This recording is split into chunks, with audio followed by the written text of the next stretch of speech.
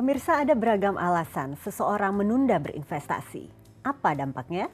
Bersama saya Chandra Dewi, Anda menyaksikan Cerdas 5 Menit. Dan bersama saya di studio Metro Manulife, saat ini saya telah ditemani oleh Bapak Igede Arisudana, Investment Specialist dari Manulife Asset Management Indonesia. Selamat pagi Pak Ari. Selamat pagi Bu Chandra. Pak Ari, ini biasanya ada saja alasan seseorang menunda investasi. Rata-rata alasannya apa ya Pak ya? Alasannya banyak sih. Yang pertama bisa merasa belum punya uang, kemudian takut resiko berinvestasi, kemudian ada juga yang merasa belum perlu investasi, atau bahkan sampai alasannya adalah uangnya kepake untuk hal-hal yang lain. Jadi alasannya memang selalu akan ada alasan untuk menunda investasi. Nah kalau sudah begini, sudah menunda-nunda terus, lalu harus bagaimana? Sebenarnya harus disadarkan atau harus diberitahu bahwa sebenarnya menunda investasi itu rugi.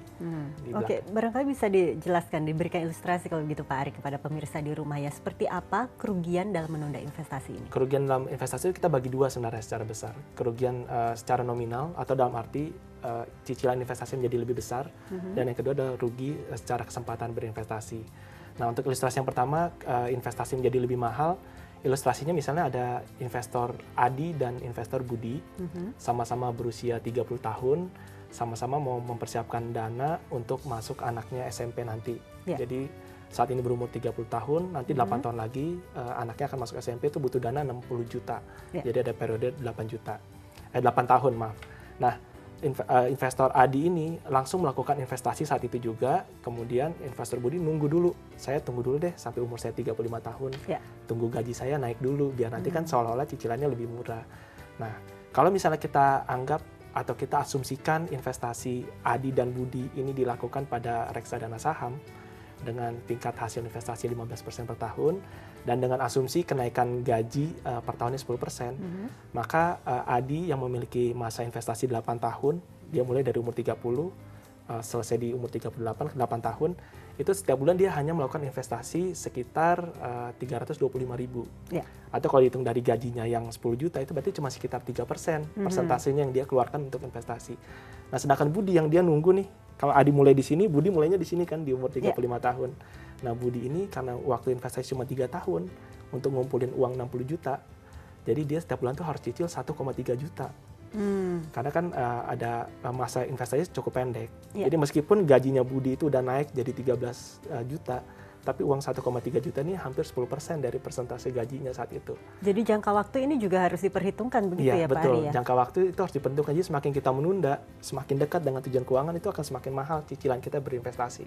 Itu yang kerugian yang pertama. Kemudian kerugian kedua adalah kerugian secara kesempatan. Maksudnya gini, investasi kan ada siklus pasarnya. Kalau misalnya kita lihat dari tahun 2005 ke 2014, itu ada tahun 2009 di mana kinerja pasar saham, kalau kita lihat dari acuan indeks harga saham gabungan, itu mengalami pertumbuhan hingga 87%. Dan ini kalau kita lihat di tahun 2010, 2011, 2012 ini nggak terjadi lagi, tidak terulang lagi. Nah, bayangkan jika investor tuh menunda dan dia melewatkan di tahun 2009 ini, berarti dia melewatkan kesempatan untuk mendapatkan potensi pertumbuhan investasi yang cukup tinggi kan. Kesempatannya lewat begitu ya Pak Ari ya. Dan selain itu mungkin uang yang dia tidak invest itu pelan-pelan dia pakai konsumsi buat ya, keinginannya bukan kebutuhan, itu lama-lama malah habis. Jadi nggak ada uang yang bisa dia investasikan. Jadi itu kerugiannya memang. Ini memang menunda investasi ternyata memang sangat merugikan. Sangat ya, merugikan, Pak Ari, tapi belum terlalu disadarin. Sayang sekali.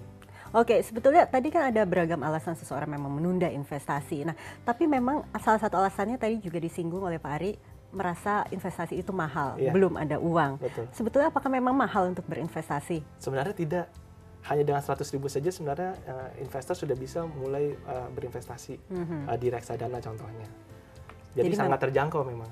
Oke, barangkali bisa diberikan tips bagi pemirsa di rumah agar tidak menunda-nunda investasi. Jadi bagi pemirsa untuk tidak menunda investasi, segera mungkin jika sudah memiliki penghasilan terutama, mulailah untuk belajar berinvestasi. Karena investasi itu sebenarnya sangat terjangkau, yang tadi dibilang dari 100.000 aja bisa. Dan kalau misalnya kita tunda-tunda itu resikonya sebenarnya cukup besar, jadi sayang. Baiklah, terima kasih Pak Ari atas informasinya. Sama-sama, dan pemirsa, demikianlah Cerdas 5 Menit Cerdas Finansial untuk episode kali ini. Saya Chandra Dewi, terima kasih, sampai jumpa. Dipersembahkan oleh